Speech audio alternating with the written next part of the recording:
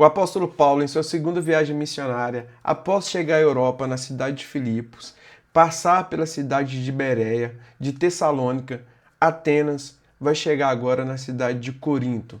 Cidade essa famosa por sua conduta.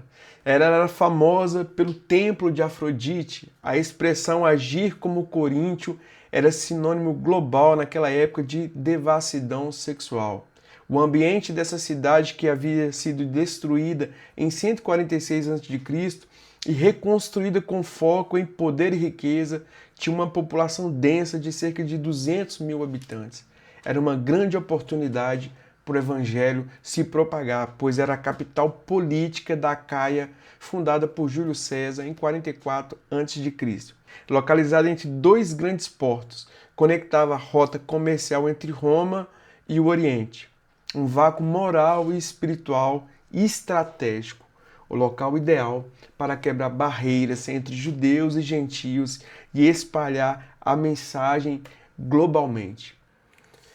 Olá pessoal, sejam muito bem-vindos ao nosso canal Academia da Palavra. Meu nome é Ricardo Alcântara, espero que esse conteúdo seja útil para a sua vida.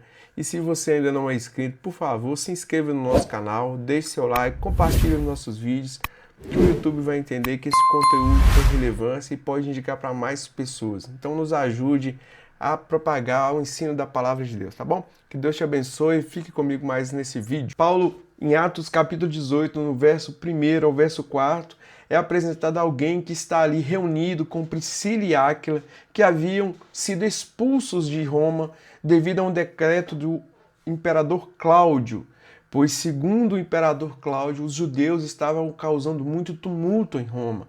Então esses judeus foram expulsos daquela cidade. Chegando ali em Corinto, encontrando com Paulo, Paulo se junta a Priscila e Áquila e começa a trabalhar fazendo tenda, ou seja, com couro e pelo de cabra, muito comum na região da Cilícia, terra natal de Paulo. A sinagoga era o local estratégico, era o lugar da pregação. Aos sábados, Paulo debatia para persuadir tanto judeus quanto gregos temente a Deus sobre Jesus Cristo e a ressurreição. O evangelho é enraizado, a missão não acontece apenas no púlpito, mas nas relações diárias e no trabalho comum. Com a chegada de Silas e Timóteo, trazendo ofertas da região da Macedônia, Paulo foca 100% na pregação. Os judeus resistem com blasfêmias. Mas quando fecha-se uma porta, Deus abre outra. Paulo sacode as vestes e agora vai para junto aos gentios. Do lado da sinagoga, abre-se uma porta maravilhosa. Não apenas uma transição física, pois a porta da sinagoga foi fechada, mas abre a porta ao lado, a casa de Tício, justo, um gentio temente a Deus. A salvação doméstica acontece. Crispo, o chefe da sinagoga, se converte com toda a sua família, puxando junto consigo muitos outros ao batismo. A palavra de Deus para Paulo, ali em Atos capítulo 18, no verso 9 ao 11, era assim: não temas e não te cales, porque eu sou contigo, pois tenho muito povo nessa cidade. Deus já havia falado dessa maneira: não temas, com Josué, que eu sou contigo, também com Jeremias, e agora também fala com o apóstolo Paulo: não temas, eu sou contigo e não te cales.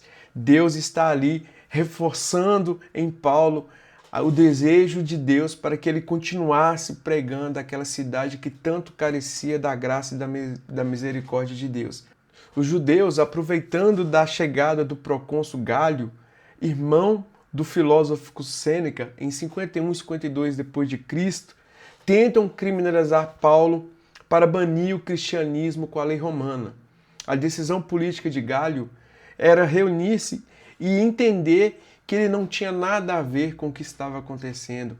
Gálio não deu a menor atenção aos judeus para suas reclamações, porque entendia que aquilo ali tratava-se apenas de uma discussão sobre a lei dos judeus. Gálio tampouco se importou quando alguns se impuseram sobre Sóstenes, um dos chefes da sinagoga, e começou a espancá-lo. Nisso tudo, Deus continuou protegendo Paulo, assim como havia dito: eu sou contigo. pois o propósito de Deus é que esse evangelho continuasse e chegasse até Roma. É muito claro olhar Atos 18, o quão é importante não apenas a expansão do evangelho, mas a sua consolidação. Paulo ficou na cidade de Corinto cerca de 1 ano e 6 meses, pregando o evangelho e discipulando, ensinando a palavra de Deus. Atos 18 também vai nos ensinar, vai nos revelar a chegada de um homem chamado Apolo, um judeu da cidade de Alexandria, eloquente, cheio de autoridade e poder nas palavras, mas havia sido apenas introduzido aos princípios da seita do caminho. Conhecia pouco de Jesus ainda, apenas o batismo do arrependimento de João. Mas ao se encontrar com Priscila e Áquila, ele é ensinado com mais cuidado acerca daquilo que era realmente seguir Jesus. Esse servo de Deus, fiel Apolo, homem cheio do Espírito Santo, um apologeta da fé, agora instruído por cristãos mais experientes, e seguiria a sua missão para continuar levando esse evangelho mais adiante. E aqui eu queria finalizar esse momento do nosso estudo de hoje, falando um pouco sobre alguns personagens do livro de Atos, no capítulo 18. Nós temos Paulo, um pioneiro, aquele que chegava com o evangelho, com seu debate contínuo, enfrentamento direto de oposições às sinagogas e tribunais, quebrou o terreno pedregoso de Corinto e plantou a igreja. Nós temos também a Áquila e Priscila, esses dois que Atos nos relatam que saiu de Roma, expulso pelo imperador Cláudio, trabalhadores seculares, hospitaleiros, pacientes, tinham em si a convivência diária, o ensino um a um nos bastidores. Eles não tinham plateias, mas tinham amor à obra de Jesus Cristo. Sustentaram a base de Paulo e poliram o talento de Apolo. E agora nós temos Apolo, o apologista, aquele que defende a fé, acadêmico, retórico, apologeta clássico, regou a igreja já plantada e defendeu a fé contra os críticos complexos.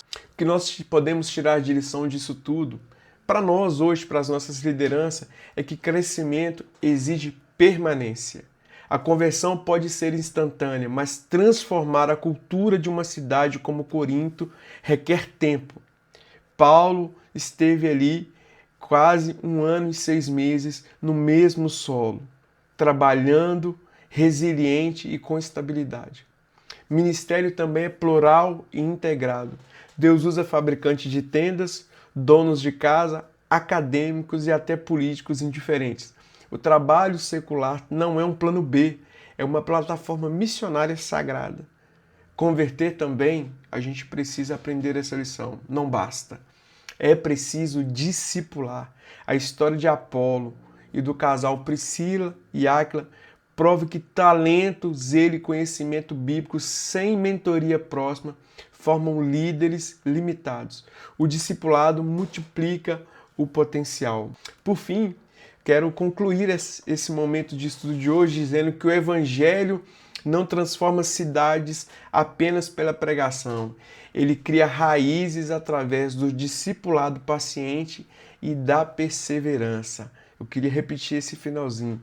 O Evangelho cria raízes através do discipulado paciente e da perseverança. Esse Evangelho, Jesus foi muito paciente com seus discípulos. Jesus também é paciente conosco hoje. Quantas vezes nós erramos, somos teimosos e ainda assim o Senhor nos ensina com tanto amor. Glória a Deus por isso. Olha, espero que tenha sido útil essa aula para a sua vida, esse momento de comunhão, de compartilhar da palavra. Se foi útil, compartilhe esse vídeo, que faça chegar a mais pessoas e que Deus te abençoe em nome de Jesus. E até a próxima, se Deus quiser, falando de Atos capítulo 19 e Atos capítulo 20. Não perca essa aula, esse momento de comunhão que vai estar bênção em nome de Jesus. Amém? Fica com Deus.